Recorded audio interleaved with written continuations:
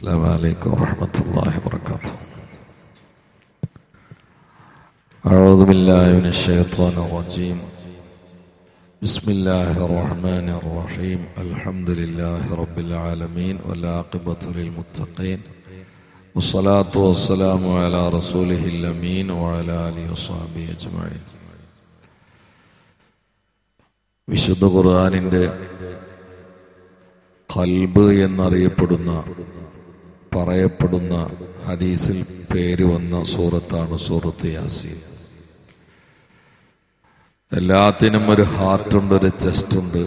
ഖുർആന്റെ ഹാർട്ട് സൂറത്ത് യാസീനാണ്, ഖൽബുൽ ഖുർആൻ. ഒരു ശരീരത്തിൽ ഹാർട്ടിനുള്ള സ്വാധീനവും മഹത്വവും പ്രാമുഖ്യവും എല്ലാവർക്കും അറിയുന്നതാണ്. ഹാർട്ടാണ് ശരീരത്തിലെ സുപ്രധാനമായ ഭാഗം. അതുകൊണ്ടാണ് ഹാർട്ട് സ്പെഷ്യലിസ്റ്റിന് കൂടുതൽ ബഹുമാനവും അവിടെ ആൾത്തിരക്കുണ്ടാവാനും കാരണം അതാണ്. ഹാർട്ടിന് ട്രബിൾ വന്നാൽ പിന്നെ ശരീരം മുഴുവനും പോയിന്നാണ്. ഈ ഖുർആനിന്റെ ഹാർട്ട് അതാണ് യാസീൻ എന്ന് വന്നാൽ തന്നെ യാസീൻ എത്രമേൽ ശ്രദ്ധിക്കണം, പഠിക്കാൻ എത്രമേൽ ആവേശം ഉണ്ടാവണം, അത്യാവശ്യം ഉണ്ടാവണം എന്നതിലേക്ക് സൂചനയാണ്. ഖുർആന്റെ ഹാർട്ട്, ഖൽബ്. അതുകൊണ്ട് ഹാർട്ടുമായി ബന്ധപ്പെട്ട ഒരുപാട് രോഗങ്ങൾക്ക് യാസീൻ സൂറത്ത് പരിഹാരമാണ്. മനുഷ്യന്റെ ഉള്ളിൽ നിന്നാണ് എല്ലാ കാര്യങ്ങളും വരുന്നത്, രോഗങ്ങൾ വരെ. അതിന് സൂറത്ത് യാസീൻ വളരെ കൃത്യമായ പരിഹാരമാണ്. 3 കാര്യങ്ങളാണ് ഒരു കുടുംബം സന്തോഷമാവാൻ ബാഹ്യമായി ആവശ്യമുള്ളത്. 1, നല്ല മനസ്സ്, നല്ല ജോലി, നല്ല സ്വഭാവം. ജോലി വേണം. ഇത് 3ഉം സൂറത്ത് യാസീൻ കൊണ്ട് കിട്ടും. ജോലിയില്ലാത്ത ഒരുപാട് ചെറുപ്പക്കാരുണ്ട്, പണിക്ക് പറഞ്ഞേക്കൂല അവരെ. നമ്മളെ കേരളം എന്ന് പറഞ്ഞാൽ വിദേശികളെ കൊണ്ട് നിറഞ്ഞൊഴുകുകയാണ്. അടുത്ത കാലത്തൊന്നും ഇതുണ്ടായിട്ടില്ല. ഇത് കുറച്ച് കഴിഞ്ഞാൽ വലിയ ദുരന്തത്തിലേക്ക് പോകും. കാരണം കുട്ടികളൊന്നും പണിക്കോണില്ല. ഒരു മൊബൈലും ഒരു ബുള്ളറ്റും വാങ്ങിക്കൊടുക്കും, ഇവങ്ങനെ കറങ്ങാണ്. ഒന്ന് കിടന്നുറങ്ങുക, തിന്നുക. പണിക്കൊരുപാട് ബംഗാളികളും UP-ക്കാരൊക്കെ ആയിട്ട് ഒന്നായിട്ട് എവിടെ നോക്കിയാലും ഹിന്ദിക്കാരാണ്. ഞാൻ പഠിത്ത എവിടെ ഒരു സ്ഥലത്ത് വായിച്ചു, ഒരു വർഷം കൊണ്ട് ബംഗ്ലാദേശിലേക്ക് മാത്രം കേരളത്തിൽ നിന്ന് ഒഴുകുന്ന പണം 47,000 കോടി റുപ്യാണ് ഒരു കൊല്ലത്തിൽ. ഇത് കുറെ ആണ്ട് തുടർന്നാൽ എന്തായിരിക്കും കേരളത്തിന്റെ അവസ്ഥ? പിന്നെ ഗൾഫ് നാടുകളിലൊക്കെ ഇപ്പൊ അവർക്ക് തോന്നിയിട്ട് അവർ ചെയ്യുന്ന പോലെ സ്വദേശവൽക്കരണം നടത്തും. കേരളത്തിൽ അത് വരും. ആ സമയത്ത് നമ്മളെ കുട്ടികൾ കുറെ ആളുകൾക്ക് പണിയൊട്ട് അറിയില്ല. ഒന്ന്, യോജിച്ച ജോലി എന്നത്. ആരോഗ്യമുള്ള ആളുകളൊക്കെ ജോലി എടുക്കണം. പ്രായം കൊണ്ട് കഷ്ടപ്പെടുന്ന ആളുകൾ ഇതിൽ നിന്ന് ഒഴിവാണ്. പിന്നെ ഒരുപാട് കാലം ഗൾഫിലൊക്കെ ജോലി ചെയ്ത് കഴിയാതെ നാട്ടിൽ തിരിച്ചു വന്ന് വിശ്രമിക്കുന്ന ആളുകളുണ്ടാവും. അവരൊക്കെ അതിൽ നിന്ന് ഒഴിവാണ്. വളർന്നു വരുന്ന തലമുറക്ക് ജോലി കൊടുത്തിട്ടില്ലെങ്കിൽ കുറച്ചു കഴിഞ്ഞാൽ വലിയ അപകടമാണ്. ഈസാ അലൈഹി ഇസ്ലാമിനോട് ഒരാള് പറഞ്ഞു, ഞാൻ ജോലിക്കൊന്നും തീരെ പോലെ, ഞാനിങ്ങനെ ഈ ദിക്റും സലാത്തും ചൊല്ലിയിരിക്കലാണ്. നിങ്ങളുടെ ജീവിതം എങ്ങനെയെന്ന് വെച്ചാൽ, കാക്ക ജോലിക്കോ അനെന്തെങ്കിലുമൊക്കെ തരും. ഞാനിങ്ങനെ ഭയങ്കര ഇബാദത്തിന്റെ ആളാണ്. അങ്ങനെ ഉണ്ടല്ലോ കുറച്ച് സൂഫിയാക്കള്, പണിക്കൊന്നും പോലെ ഏതെങ്കിലും മക്കപ്പറയിലൊക്കെ പോയിരിക്കുക. ജോലി എടുക്കണല്ലോ, മക്കപ്പറയ്ക്ക് വേണം, ജോലി വേണം, കുട്ടികളെ പോറ്റണ്ടേ. അപ്പൊ ഇതിന്റെ കാര്യമൊക്കെ നോക്കും. ഞാൻ അങ്ങനെ ചൊല്ലി പറഞ്ഞുകൊണ്ടിരിക്കുന്ന ആളാണ്. അപ്പൊ ഈസാ അലൈഹി സ്വലാം പറഞ്ഞു, ആബുദമിക്ക, ആ ജോലി എടുത്തിട്ട് പൈസ എന്റെ ആളുണ്ടല്ലോ ജേഷന്, ഓനാണ് എന്നേക്കാൾ ഈ ബാത്ത് എടുക്കുന്ന ആളുകാർ. കാരണം ഇത് ഇക്കറല്ലേണുള്ളൂ, ഓൻ പണിയെടുക്കുന്നുണ്ട്. അത് ഈ ബാത്തല്ലോ. ഇന്ന് വളർന്നു വരുന്ന തലമുറക്ക് ഇത് അറിയില്ല.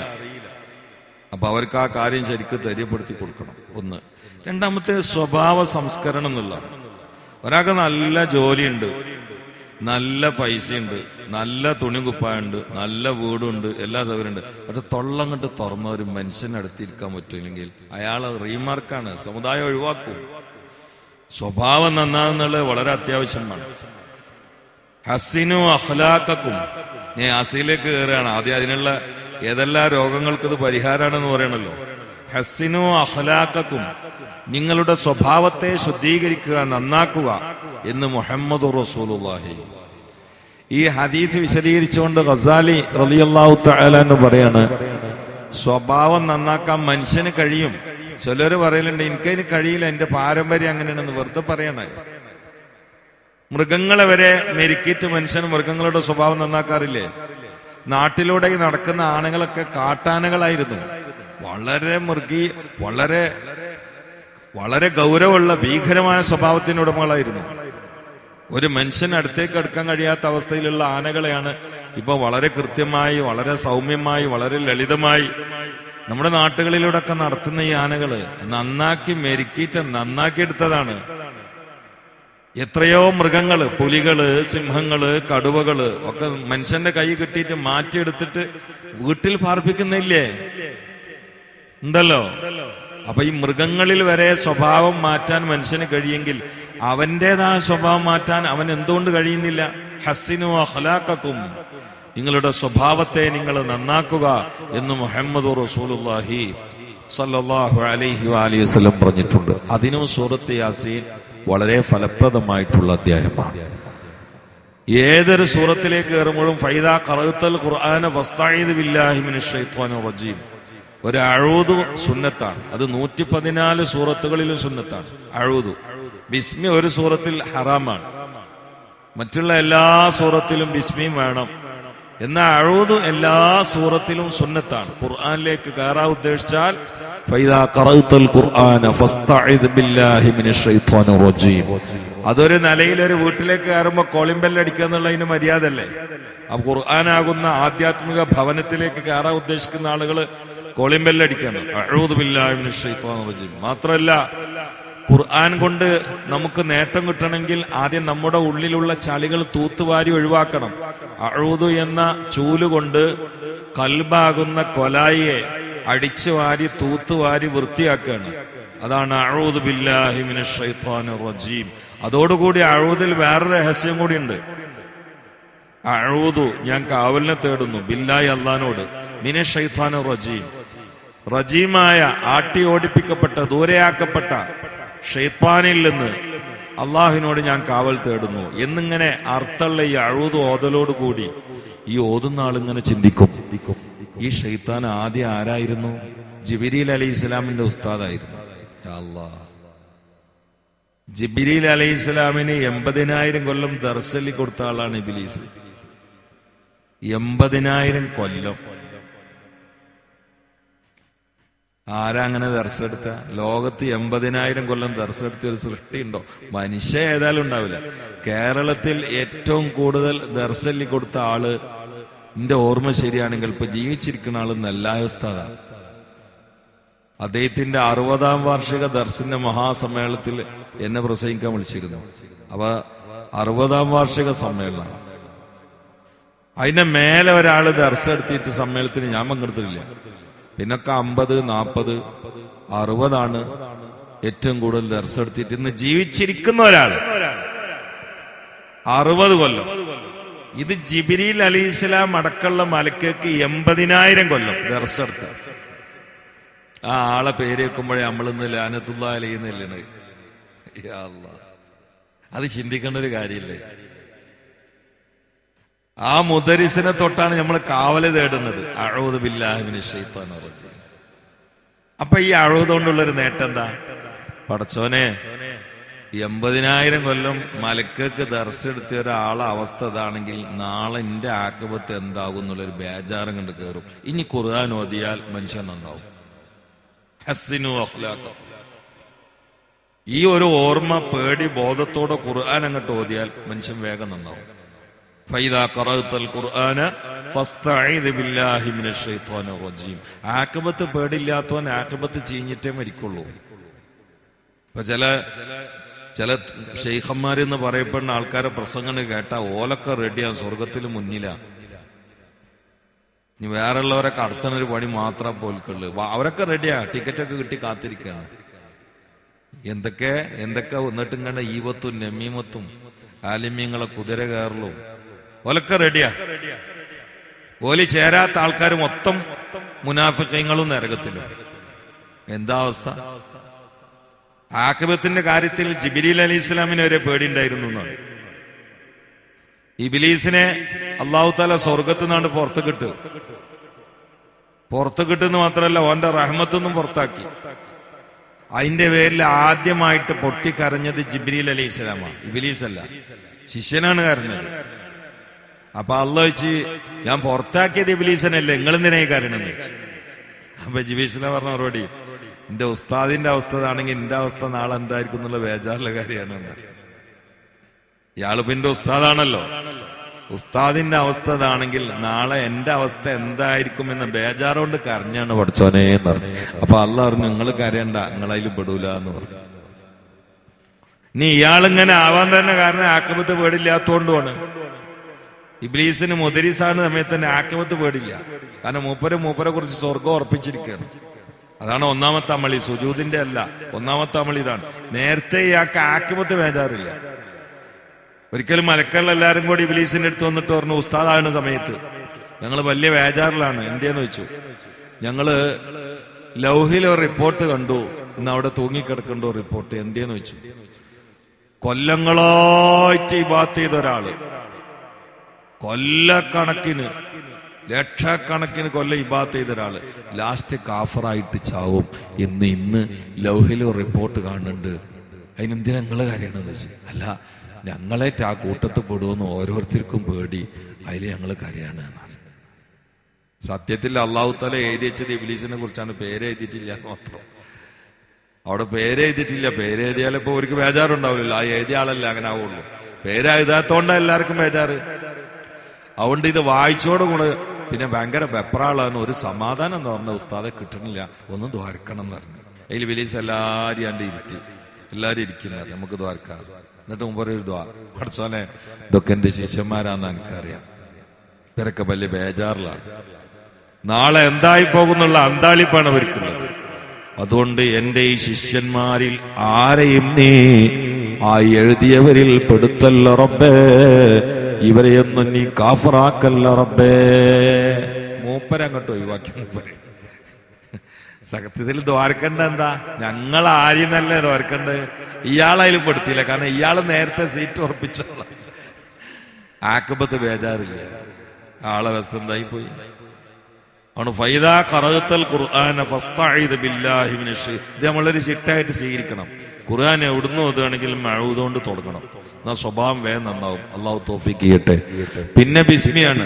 ബിസ്മിന്റെ അർത്ഥങ്ങളൊക്കെ നേരത്തെ ഒരുപാട് ദിവസങ്ങൾ വെച്ച് നമ്മളിവിടെ പറഞ്ഞിരുന്നു. പക്ഷെ ബിസ്മിന്റെ ഒരു നേട്ടം, ബിസ്മില്ലാഹിർ റഹ്മാനിർ റഹീം 19 അക്ഷരാണ്. ബിസ്മിയിൽ 19 അക്ഷരാണ്. ഇത് പതിവാക്കിയ ആള് നരകത്തിനെ ചാർജ് ഏൽപ്പിക്കപ്പെട്ട സബാനിയാക്കളായ മലക്കൾ 19 ആണ്. അലൈഹാ 19 19. ബിസ്മി ഒരാളുടെ ജീവിതത്തിന്റെ മുഖമുദ്രയാണെങ്കിൽ ആ 19 മലക്കുകളിൽ നിന്ന് അവൻ രക്ഷപ്പെടും എന്ന് പറഞ്ഞാൽ നരകത്തിലേക്ക് അവൻ പോകൂല. അല്ലാഹു തആല തൗഫീഖ് ചെയ്യട്ടെ. അത് കഴിഞ്ഞാൽ പിന്നെ നേരെ നമ്മൾ ബിസ്മിന്റെ അർത്ഥം ഞാൻ വെച്ചിട്ടില്ല കേട്ടോ. അർത്ഥം വെച്ചാൽ ചുരുങ്ങിയത് ഒരാഴ്ച വേണം. എന്താ വെക്കാത്തതെന്ന് വെച്ചാൽ ബിസ്മിന്റെ അർത്ഥം ഇവിടെ 2 ആഴ്ച വിശദീകരിച്ചിട്ടുണ്ട്. 2 ആഴ്ച, ഇപ്പോഴല്ല, കുറച്ച് മുമ്പാണെന്ന് മാത്രം. എല്ലാവരും കേട്ടിട്ടുണ്ടാവില്ല. 2 ആഴ്ചയോളം ഇവിടെ ലാ ഇലാഹ ഇല്ലല്ലാഹ് എന്നുള്ള 1 മാസം വിശദീകരിച്ചിട്ടുണ്ട്. ബിസ്മിയിൽ ഞാൻ വിശദീകരിച്ച്, ബാ എന്ന അക്ഷരം വിശദീകരിച്ചു, സീന് വിശദീകരിച്ചു, മീമ് വിശദീകരിച്ചു, അള്ളാഹ് എന്നുള്ള ഇസ്മു വിശദീകരിച്ചു, റഹ്മാൻ റഹീം അത് 2-3 ആഴ്ച കൊണ്ട് വിശദീകരിച്ചിട്ടുണ്ട്. വേണമെങ്കിൽ പിന്നെ എപ്പോഴെങ്കിലും പറയാം. പിന്നെ യാസിലേക്ക് കയറാൻ കഴിയില്ല, അതുകൊണ്ടാണ്. അപ്പൊ ഇസ്മി മതി. യാസീൻ,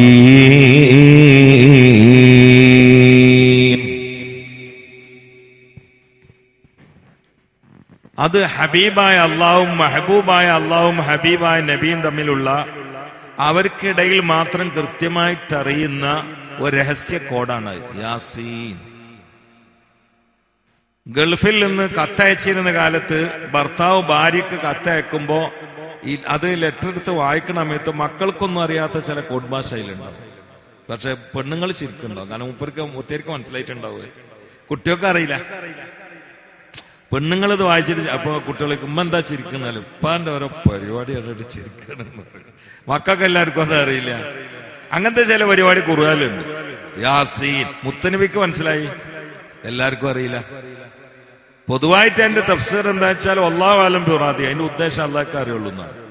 എന്നാൽ അതിന്റെ ഉദ്ദേശങ്ങളിലേക്ക് സൂചന പറഞ്ഞ മഹാന്മാരുണ്ട്. യാസീൻ, യാ ഇൻസാൻ, ഓ മനുഷ്യ. കാരണം അൽ ഇൻസാനുൽ കാമിൽ മുഹമ്മദുർ റസൂലുള്ളാഹി. ഇൻസാൻ എന്നുള്ളതിന്റെ തസ്ഗീർ എന്ന് പറഞ്ഞാൽ അറബിയിൽ ചെറുതാക്കാൻ വേണ്ടി പറയുന്നതാണ്. ഉനൈസീൻ എന്നാണ്. ഉനൈസീൻ, ഇൻസാൻ, ഉനൈസീൻ. മുഹമ്മദ് എന്നുള്ളതിനെ ചെറുതാക്കിയ മലയാളത്തിൽ കുഞ്ഞാമത് എന്ന് പറയില്ലേ, ഇതുപോലെ സാധനത്തിന് ചെറുതാക്കും. അപ്പൊ അതിനുപയോഗിക്കണാണ് തസ്ഗീർ. അപ്പൊ ഇൻസാൻ എന്നുള്ളതിനെ ഒന്ന് തസ്ഗീറാക്കിയാൽ ഉനൈസീൻ. അത് അല്ലാഹു തആല യാ ഉനൈസീൻ എന്ന് വിളിക്കുന്നതിന് പകരം ഉനൈ അതാണ്ട് ഒഴിവാക്കി വിളിക്കാനുള്ള സൗകര്യത്തിന്. പിന്നുള്ള സീനാണ് യാ സീൻ, ഉനൈസീൻ, യാ സീൻ, യാ സീൻ, ഉനൈസീൻ. ഓ കുഞ്ഞു മനുഷ്യ എന്ന് പറഞ്ഞാൽ അള്ളാഹ് ഓമനിച്ച് വിളിക്കണം. ചെറിയ കുട്ടി നമ്മൾ കുഞ്ഞുട്ടി എന്ന് വിളിക്കലില്ല, ഓമനിച്ചിട്ട് കുഞ്ഞു മനുഷ്യ. താഴ്മയോടെ ജീവിക്കുന്ന ഭൂമിയിലെ എന്റെ ഏറ്റവും ഇഷ്ടപ്പെട്ട കുഞ്ഞു മനുഷ്യ. യാസീൻ വൽ ഖുർആനിൽ ഹകീം. സത്യം ചെയ്തുകൊണ്ടാണ് സുപ്രധാനമായ ഒരു കാര്യം അല്ലാഹ് പറയുന്നത്. യാസീൻ വൽ ഖുർആനിൽ ഹകീം. ഇനി പറയാൻ പോവാണ് സത്യം ചെയ്തിട്ട്. ഇന്നക ലമിനൽ മുർസലീൻ. ഹബീബായ സല്ലല്ലാഹു അലൈഹി വസല്ലമയുടെ നബുവത്ത് നഖശിഖാന്തം എതിർത്തു മക്കക്കാര്, ശത്രു വിഭാഗം വളരെ രൂക്ഷമായി വിമർശിച്ചു. അപ്പൊ അവരുടെ ഇടയിലേക്ക് മുത്തു മുസ്തഫാന്റെ സത്യസന്ധതയെ അറിയിക്കാൻ വേണ്ടി അവർ തന്നെ സ്വീകരിക്കുന്ന ഒരു ശൈലിയാണ് അള്ളാഹു സ്വീകരിച്ചത്. കാരണം എന്താ, അവർക്കൊരു വിശ്വാസമുണ്ട്. പറയാൻ കളവൊക്കെ അങ്ങനെയാണ് പറയാം, പക്ഷെ സത്യം ചെയ്തിട്ട് കളവ് പറഞ്ഞാൽ അവൻ അപകടത്തിൽ പെടുന്നു. ഇവർക്ക് വിശ്വാസമുണ്ട്. പറയാൻ കളവുകളൊക്കെ എല്ലാവർക്കും പറയാം, പക്ഷേ ദൈവങ്ങളെ പിടിച്ചിട്ട്, അത് ഏത് ദൈവമാണെങ്കിലും ശരി, ഓൾക്ക് ഒരുപാട് ദൈവങ്ങളുണ്ട്. ദൈവങ്ങളെ പിടിച്ചിട്ട് സത്യം ചെയ്തിട്ടൊരു കാര്യം പറയുന്നത് കളവാണെങ്കിൽ ആ പറഞ്ഞവന് പിന്നെ അപകടത്തിൽ പെടുന്നു ഉറച്ച് വിശ്വസിക്കുന്ന ആൾക്കാരാണ് മക്കയിലെ കാഫിരീങ്ങൾ. അവരെ ഇടയിലേക്ക് അള്ളാനെ വെച്ച് സത്യം ചെയ്തുകൊണ്ട് പറയാണ് യാസീൻ വൽ ഖുർആനിൽ ഹകീം ഇന്നക ലമിനൽ മുർസലീൻ. സത്യം ചെയ്തുകൊണ്ട് പറയുന്നത് കളവാണെങ്കിൽ അപകടത്തിൽ പെടുകയാണെങ്കിൽ മുത്തനബി അപകടത്തിൽപ്പെടണ്ടേ? ഓൽക്ക് ചിന്തിച്ചൂടെ? ഓല് കളവ് വരണോർത്ത് സത്യം ചെയ്യൂല. സത്യം ചെയ്ത് പറയുന്നത് ശരിയാവുള്ളൂ. സത്യം ചെയ്ത് പറയുന്നത് കളവാണെങ്കിൽ ആ കളവ് പറഞ്ഞ ആൾ അപകടത്തിൽ പെടുമെങ്കിൽ ഇവിടെ സത്യം ചെയ്തുകൊണ്ട് പറയുന്ന മുഹമ്മദ് അവരുടെ ഭാഷയിൽ സല്ലല്ലാഹു അലൈഹി വസല്ലം അപകടത്തിൽ പെടണ്ടേ? മുത്തു മുസ്തഫ അപകടത്തിൽ പെടണില്ല, നാൾക്ക് നാൾ ഉയർന്നുകൊണ്ടിരിക്കുകയാണ്. വറഫഅനാ ലക ദിക്റക. ഈ ഒരൊറ്റ കാര്യം മതി ഈ ആള് ഓക്കേണെന്ന് ബുദ്ധിയുള്ള ആളുകൾക്ക് മനസ്സിലാവാൻ. കാരണം എത്ര കാര്യം സത്യം ചെയ്തു, എന്നിട്ട് എന്തെല്ലാം കാര്യങ്ങൾ പറഞ്ഞു, ഏതെങ്കിലും ഒരു വിഷയത്തിൽ അപകടം വന്നോ? ഇല്ല. അത് മതി. അപ്പൊ ആ വളരെ കൃത്യമായി സത്യം ചെയ്തുകൊണ്ട് പറയാൻ യാസീൻ. ഇത് മുത്തുനബിയുടെ പേരാണെന്നും തഫ്സീറുണ്ട്. അള്ളാന്റെ റസൂലിന്റെ പേരാണ് യാസീൻ. അപ്പൊ റസൂലുള്ളാന്റെ പേര് വെച്ചുകൊണ്ട് പറയുകയാണ് വൽ ഖുർആനിൽ ഹകീം.